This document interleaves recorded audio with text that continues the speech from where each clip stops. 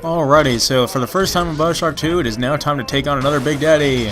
And I've taken the liberty of setting up a perimeter over here of trap rivets, so we'll have some traps running around too, because he's a bouncer type Big Daddy, as I explained in the previous game. He uses only melee attacks and has a drill. And so obviously he's just going to stampede right through the darn things. The unfortunate part about this first fight here, while it is relatively easy, is we don't have a whole lot of hardware to really deal with this guy. We don't have a whole lot of firepower really. No armor-piercing stuff, no real heavy weapons to speak of. And the electric bolt, while it does, it is very effective against mechanical-type enemies like him. It stuns, as it did in the previous game, it only stuns Big Daddies for a very brief period of time. So, but we took him down nonetheless without extinguishing too much of our resources there. And now there's a new option for what we can do with the little sisters in this game. Instead of just simply, rescuing them or harvesting them, we can adopt them, as it's called, and recruit them to hop on our shoulders and fight alongside us. And basically what that means is we will become their new Big Daddy, and they will help us to gather Adam. Additional Adam in addition to the Adam we already get for freeing the little sister with whatever method we choose to do. And this is going to be a key mechanic in Bioshock 2. Hello? Hello, can everyone hear me? Yeah. That it was my little girl. But she was gorging herself on blood. You guys have been a terrible audience. It wasn't her. I stared, just reeling. And then that skinny, armored freak that took Cindy jumped me, shrieking like an animal. I escaped, but could Cindy have become one of those things? Anyway, so, like I said, we don't really have a whole lot of heavy weapon stuff right now, so there really isn't any recommended method for taking that guy down, aside from just spamming him with the rivet gun and then using the drill occasionally when he gets up close, although he will eventually outmuscle you with the drill at close range. Although, really the only strategy I can say is definitely set up a perimeter of trap rivets. They don't deal an obscene amount of damage, but, you know, a whole chain of them going all at once will be pretty effective.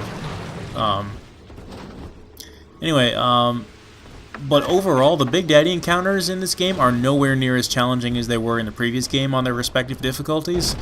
And that's just because we are a Big Daddy, so that's one of the ways that they tried to scale it to make it more powerful, or make it more balanced, rather. Now we have this ability right here. We can hold X if you're playing on the Xbox 360, and there'll be a little scent in the air, or whatever that is, this weird essence or sixth sense sort of, that will allow us to detect where a corpse is, that we can send the, or more so the little sister can detect to where the corpse is that will allow her to gather Adam from.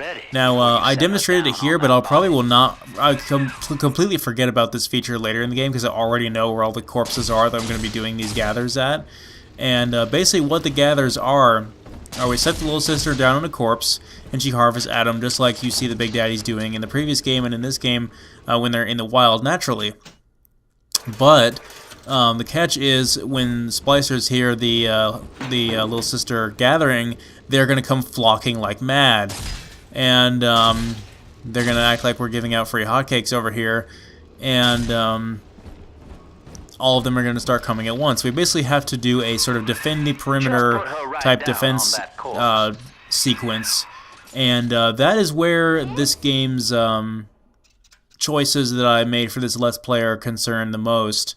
Because basically the choices I decided to make were, I'm going to be showing them on screen the entire thing. I might in certain levels I may be editing out the setup of the perimeter, because I want to set up a nice defense before I start the gather. But I'll be showing the gathers on screen, and I'll be showing off the finished setup, because I think it's crucial to show off the best gathering locations in each respective level.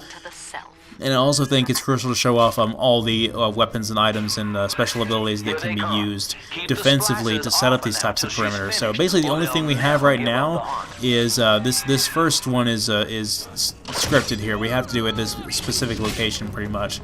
And the splicers are going to funnel in from other various areas. Sometimes it's predictable where they'll come from, sometimes it's not, so you kind of just have to do your best to assume where they're going to go. But the only defensive type item we have right now is the trap rivet, so I've set them up in the areas regarding where the splicers will come from on the staircases there. And we're going to follow up with our rivet gun and our other weapons using the telekinesis there. There's an exploding barrel we can use. And the oil beneath it will catch fire and cause another environmental hazard. If there are any environmental hazards, that will be another nice thing to take advantage of before you start a gather. And this one's scripted to where this door will be spliced open, and the splicers will come flooding through. Now, it's only a handful of them, so it's not like you're going to get an entire breach and clear maneuver going on here. But there's a little bar up there in the corner that'll show, right now it's showing how many gathers we have to do with this particular little sister. And when we're doing the gather, it'll show the progress of the gather itself. So that's the first one, and I'll be going more and more detail about those as we acquire more defensive type items to use within them. So, yeah, it's not going to go anywhere anytime soon. But this is the biggest example, actually, of this game. It's a nice feature, and they added an entire game type to the game, utilizing it. The what is that thing called? The Protector Trials in the DLC, which you can get for free if you buy the Bioshock Ultimate Rapture Edition, which is out right now. That comes with both games and both the DLC for both of them, which I highly recommend. But this is a nice little Easter egg right here. There's another one of Ryan's displays over here. Little robotic Andrew Ryan here. There's a golf club over here in the corner. What should we do with this? Yep. Now, if you do that, you'll get an achievement. It's called 9 Irony, which is, but in itself, a pun, and because it's, you know, it's a 9 iron, and it's ironic because we're killing Andrew Ryan with a, you know, you get it. You get the joke. But anyway, like I said, I'll be going more and more detail into those gathers as the game goes on. There's a locked room over there that has a red light on top of it to indicate that it's locked, of course, in typical FPS design fashion. But we'll be able to unlock that later, and we'll definitely want to come back for that tonic that's in there, as you can see. But like I was saying, the gathers sort of, while they're a nice feature and I like them, I think they're a crucial part of the game, you can skip them altogether if you want. You can simply rescue or harvest Little Sister immediately when you pick it up from now on after this level, as soon as you've killed the Big Daddy. I don't recommend doing this, however, because you'll get half as much Adam as you would normally, because you won't be doing the gathers. And the gathers are going to add up to your total amount of Adam. Now, in the previous game, you just had this, you know, split down the middle, 50-50 decision of, do you want to rescue them or do you want to harvest them? And you got the same amount of Adam regardless either way by the end of the game total. It was just how quickly did you want to acquire it? Did you want to acquire it gradually and get more different types of rewards by rescuing them, or did you want to get it all right away and enhance your character beyond their normal capacity at that particular level by harvesting them? That was the only... Ow. Throw a bathysphere at me, don't do that. But that was the only real decision there. Now in this game, you can still continue to harvest Little Sisters even if you're going to choose to do the gathers anyway. You'll still get more Adam that way. You do still get benefits from Tenenbaum from rescuing them, but like I said, there is a variable amount of Adam that you can get in this game compared to the previous one, where you had a fixed amount of Adam you're going to get by the end of the game if you dealt with every Little Sister. In this game, there are other methods of getting Adam that I'll be demonstrating whenever they're relevant. Anyway, all these decisions will basically depend on how quickly you want to progress your character and in what ways, because or depending on what difficulty you're playing on, because if you're playing on hard, obviously the gathers are going to be a lot more difficult, and if you die during a gather, the gather ends, and you have to restart it all the way over again. You don't actually lose your Little Sister from dying if you have one adopted, which is really nice. Hit you in the face with a trap rivet. The whole freaking cartridge, too. This guy's already taking the liberty of disabling this turret for us. So I'm going to do the second gather in this room because I like to take advantage of areas that have existing environmental hazards for us to utilize to our advantage, which this area definitely does. So using an area that already has a turret in it is fantastic.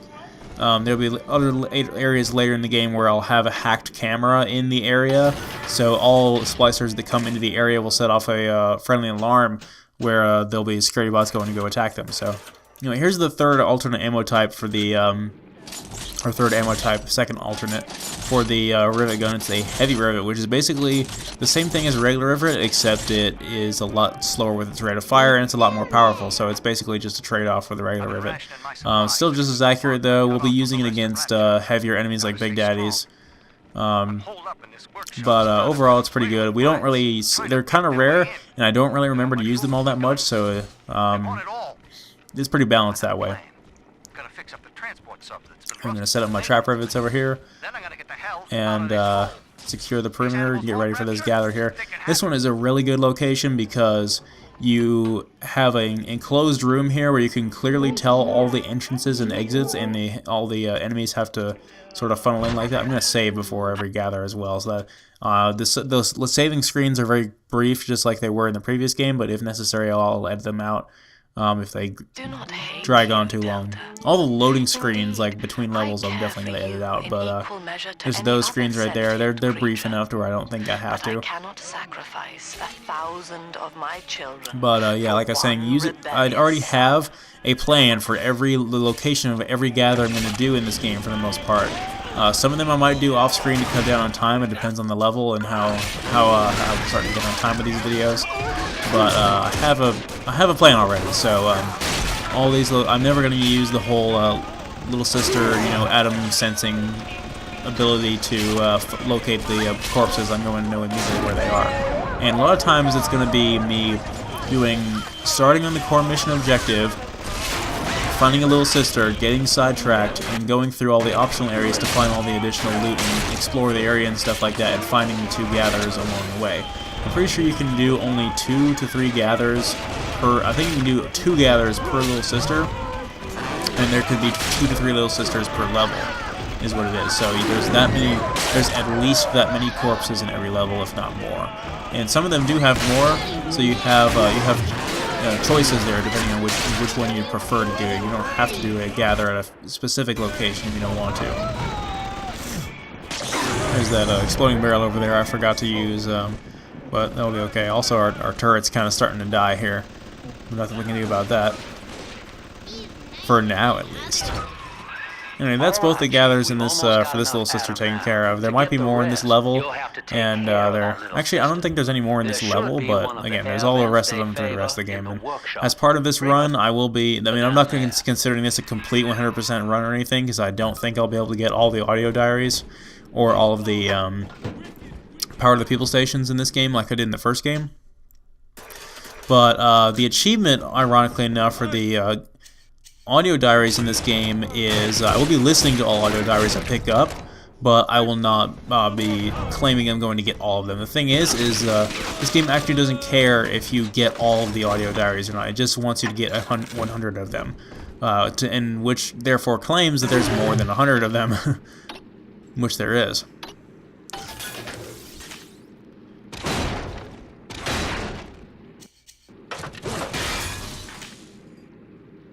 But I think 100 is almost all of them, if that's the number I'm thinking it is. I want to say the achievement's for 100. And that is my that is my text tone. No, we're not playing Metal Gear Solid. But anyway, like I was saying, as far as I will be dealing with every little sister and doing a gather for every little sister. Like I said, you can just straight up harvest the little sister or rescue it if you prefer when you defeat the Big Daddy, if you so choose, but you'll be missing out on a lot of atoms. So, but I'm not going to be doing that. I'm going to be doing gathers with every little sister in the game. And in addition to that, I'll be getting let's see. I don't think there's really all that much else I can say. I mean, obviously I'm going to be getting every weapon, and I'm going to be I think I'll be maxing out my gene tonic slots as well. Something I didn't mention about the gene tonics earlier, and I'll probably go over it again the next time we get one, is the gene tonics in this game, unlike the previous game, are not differentiated into categories. They're simply just a regular ass tonic that is just, you have a fixed amount of slots for it. It's like 20 or so slots, maybe more than that. I'm pretty sure it's 20 slots, and so you can have any combination of any of those in those slots. And honestly, while I think the tonics are as good as they were in the previous game, there's a lot of them that they give you access to right at the beginning here in the Gatherer's Garden machines and were not available early on in Bioshock 1 that I just don't really think are all that necessary. Some of them are really good, they have really nice abilities, but I just kind of ignore them for the most part. Maybe that's bad on my part, I shouldn't be doing that, but more on that when we actually get to the Gatherer's Garden machine in the next video.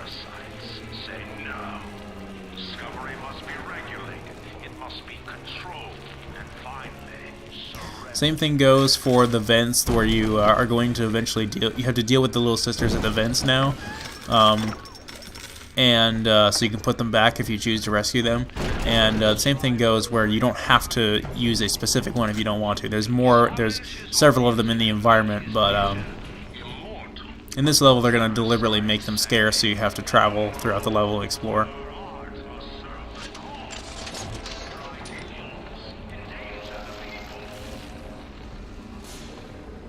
I don't think it's that bad.